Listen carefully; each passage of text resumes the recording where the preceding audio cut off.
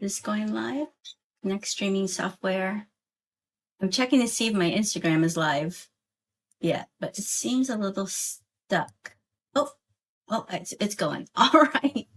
So speaking on the fly, which is perfect if you're going live. And I'm just trying to see, got Instagram here, got StreamYard here. On Monday, I went live just on YouTube on my phone, just for fun. I had a couple content ideas, and I don't know about you, but when I talk it out, it's easier for me to work out those ideas. I had two ideas. One was on the concept of maarte, which doesn't have a direct translation from Tagalog to English, but it's sort of like picky or being extra. So I had that topic in mind. And so maarte and the concept of maarte and being neurodivergent. So if you're neurodivergent, for example, you have ADHD, autism, CPTSD, neurodivergency is like an overall description of how our brains are differently wired. Often people who are neurodivergent also have challenges when it comes to emotional regulation.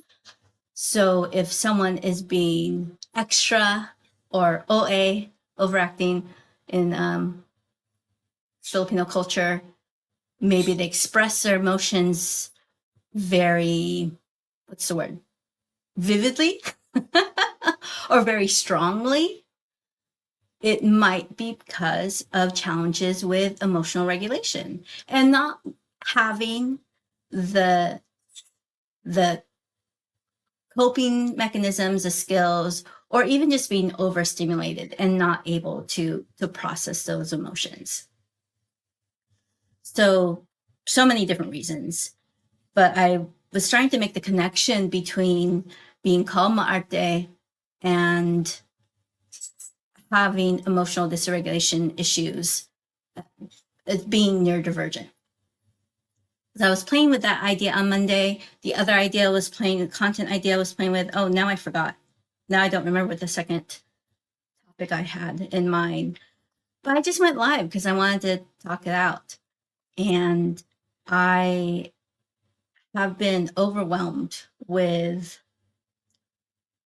homeschooling my 6-year-old kid, a neurodivergent kid,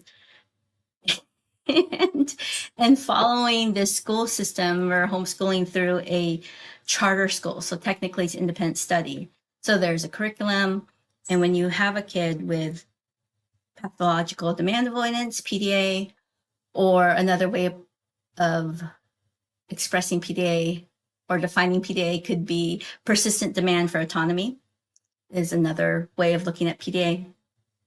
When you have someone who does not want to do what you want them to do and will have a meltdown or even burnout if you try to force them into doing something, it's very challenging trying to maintain the school schedule. So I've been overwhelmed with that, and I haven't finished editing a video I recorded months ago. But going live is so much easier because there's no expectation of having things perfect. There's people understand if you're going live, it's just whatever comes to you, which is another reason why my words are not exactly flowing. Speaking on the fly or speaking, impromptu speaking, what we call it in Toastmasters, is a great skill to have because no matter what, you're going to be asked a question. And you may not have all the answers, but being able to express yourself eloquently will make the difference between someone listening to you, someone considering you as credible, as professional. And we can go on a tangent about what those terms really mean and the harm that those kinds of terms can have. But I think most importantly is I think we have a desire to want to express we have a desire to express our ideas with confidence and clarity. And it just takes practice. even when you don't know what you're going to talk about. It just takes practice. It takes practice to be able to ground. It takes practice to pause. It takes practice to make eye contact, especially if eye contact is not a natural habit for you or a tendency for you. So it just takes practice. Some things that have helped me in speaking on the fly is to be able to be in that grounded space and to be able to stand, to feel the 2 feet on the ground. You guys, my parents are trying to chime in there. I know. It's not your turn to talk, though. They're wondering who I'm talking to, probably. To be able to ground, to take a deep breath, and to even repeat the question if the question was asked of you. One of the techniques we use in Toastmasters is a section in every meeting that we call table topics. And we have someone who asks these questions, usually based on a theme of the meeting. They call on someone, and you have 2 minutes to speak.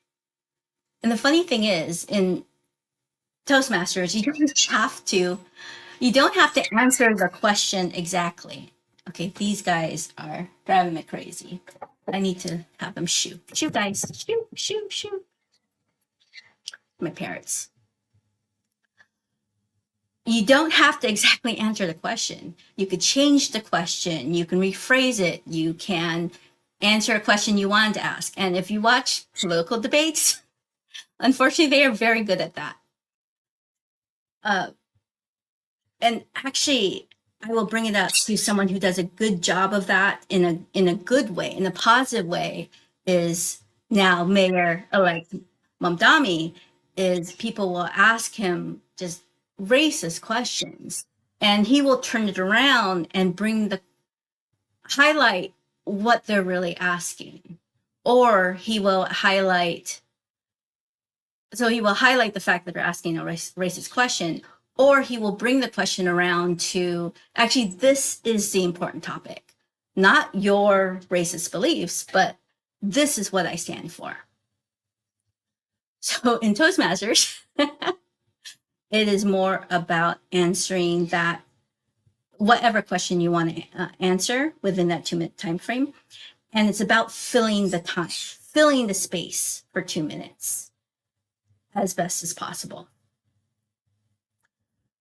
On Monday, I mentioned I had a topic in mind, the Ma'arte connection with being neurodivergent. And that wasn't a speech I was quite ready to give last night at our Toastmasters meeting. I had two presentations in mind, or 2 speeches in mind. I'm teaching a workshop for the first time live at the Pinaista Summit in Berkeley for Filipino business owners. If you haven't seen that, or if you're interested in going, especially if you're in the Bay Area or you're going to be in the Bay Area this weekend, send me a message. I have a discount code. If you can just come for a half day, I have a discount code for that, for half day tickets. I even have a code for if you just want to come to the after party. I have a code for that as well. So I'm teaching this workshop. So I think my speech a month ago was the storytelling part of my workshop that I'm teaching. So I thought, well, maybe do I want to work on that speech and rewrite it and improve on it based on the feedback I received? That was one option. Do I want to go ahead and practice the how-to portion of my workshop in the 5 minutes that we have in Toastmasters? Or I also had another speech prepared on how to get booked as a speaker. So that's already laid out. That's already written. I could have gave that speech. But about 3 hours before our meeting start time, I got a call that my daughter was denied disability benefits because she's not disabled enough. Now, I completely understand with so-called limited resources, and that's a tangent there too, that priority does need to be given to people who have a higher need. She's not cognitively delayed.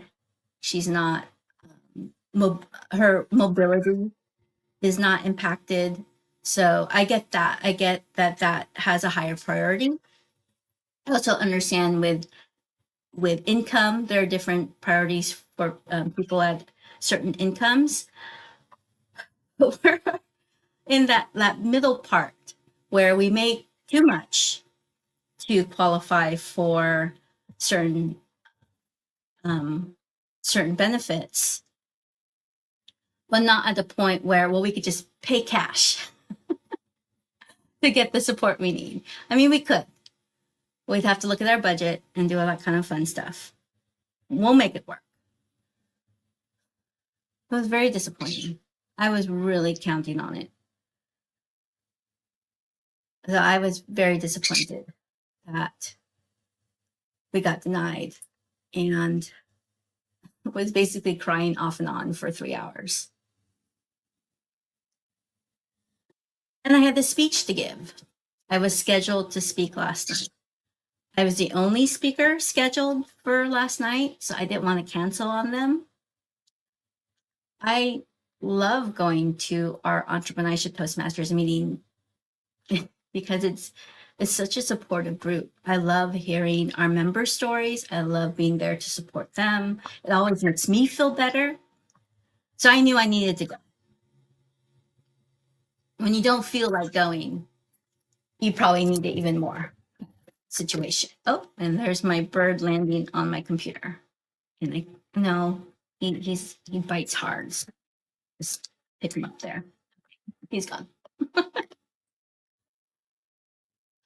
So I needed to go.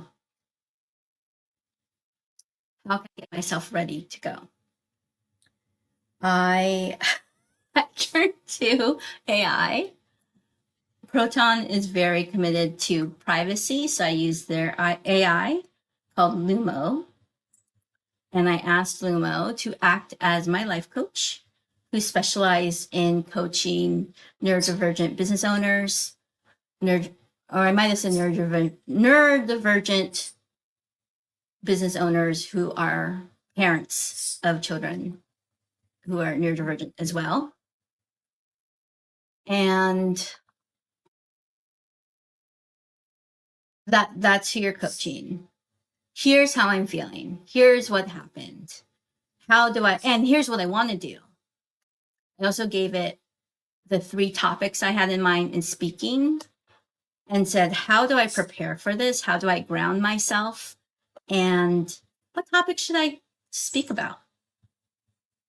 So the AI did a really good job of pros and cons and gave me like a box breathing exercise.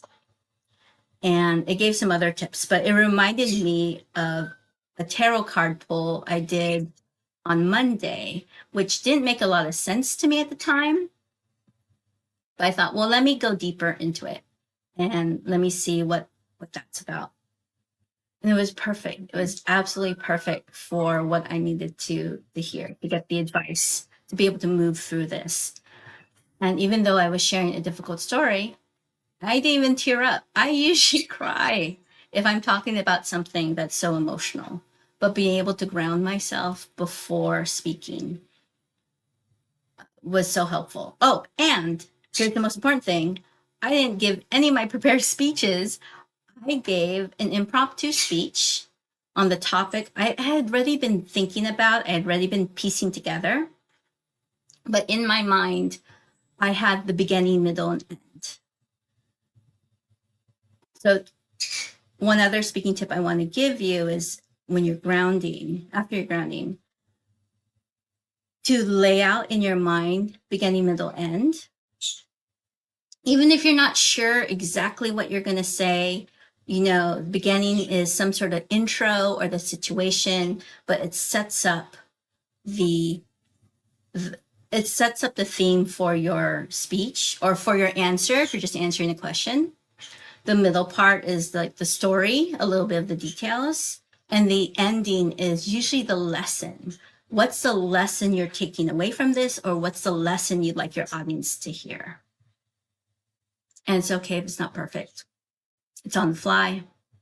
Even if you're not sure about all the answers, it's okay to say that too. The biggest tip, again, I mentioned it earlier, is just takes practice.